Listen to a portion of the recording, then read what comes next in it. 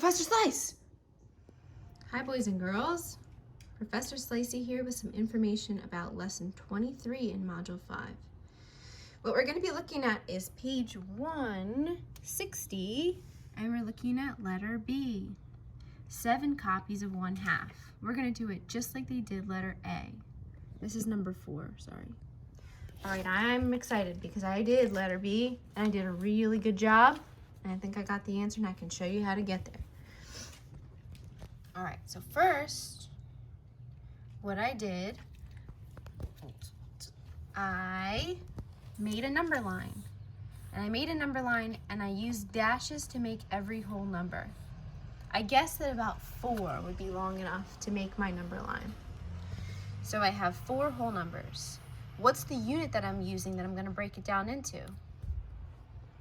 That's right, 1/2. I'm breaking it down into halves, right? I'm focused. Okay. So I made little half marks in between the whole numbers. Because I'm making 7 copies of 1/2, I'm going to go until I get all 7 halves done on the number line. So this is going to be 1, 2 to make 2 times 1/2. So we have 2 halves here. 2 times 1/2 again. 3, 4 halves. 2 times 1/2 again. 5, 6 halves. And then 1 little half at the end by itself. Why did I break these down with the associative property? Because every time I make parentheses, it makes 1 whole. So I know that my answer is going to be 1 whole, 2 wholes, 3 wholes, plus a half. Now there's another way to do this that I also would like to show you. We can do 7 times 1/2, which would give us 7 halves. Then to make this a mixed number, we're just going to do division. I like to do it like this. I take 7 and I divide it by 2. 2 can go into 7 3 times. 3 times 2 gives me 6. 7 minus 6 gives me 1. If you remember from school, if I have a remainder of 1, I can put that over my unit. So we can use the number line to show us how to get there, but we can also do division to change an improper fraction to a mixed number. Either way, our answer is going to be 3 and 1/2. That was such a fun problem. I think I'm going to stay awake for it. For letter B on page 160, we're going to use my favorite place in the world. This is a track that's really close to my house. And we're going to look at the track as a big 1 whole. So we're going to look at letter C, 10 times 1/4, and we're going to use the track to illustrate it. Are you ready? Let's go. Here we are at 1/4 of the track. This is our first 4th.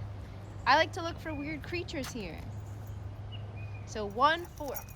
Here we are at 2/4 of the track. I like to take a bathroom break here usually. 2/4. Here we are at 3/4 of the track. There are monkey bars here, which I really don't like. I don't love monkey bars. 3/4. 4/4. We've made it. We're back to the start of the track. Now we've gone around 1 whole time, so if it was on our number line, we would be at 1 whole. 4/4. Back to my exploring space. 5/4 of the track. 6/4. If you said we've gone around 1 1/2 times, you'd be correct. 1 2/4 or 6/4. Back to the monkey bars, and we're at 7/4. 7/4 of our track. The wind is picking up at 8/4 here.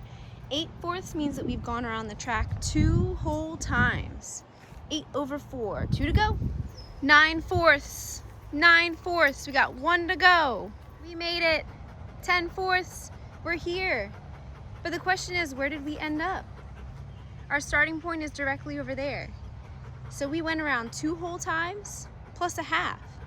When we get our mixed number, we're going to get just that, 2 and 1/2. Yes. Now, I don't know about you, but I'm tired after that track adventure. But I'm really glad we have a visual for 10/4. 10 times 1/4 is a lot of running around the track, especially when you're hunting and chasing drones. But it was a blast. Thanks for joining me. Okay, it is time to rest now after all that math. So hopefully you got 2 and 1/2 as well. So 2 2/4 or 2 1/2. And maybe you solved it with the division way. If you have any questions about the division way, I can show you some more examples. Thanks for listening. I'll see you guys next time.